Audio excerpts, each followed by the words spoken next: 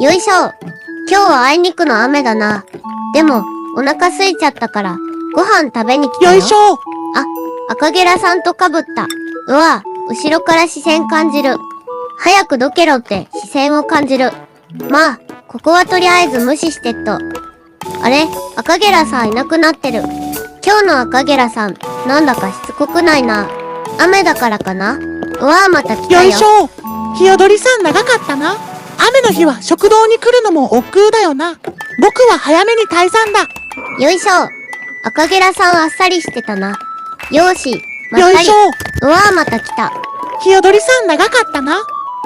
いやいや、仲良く食べなさいよ。うん、そうだね。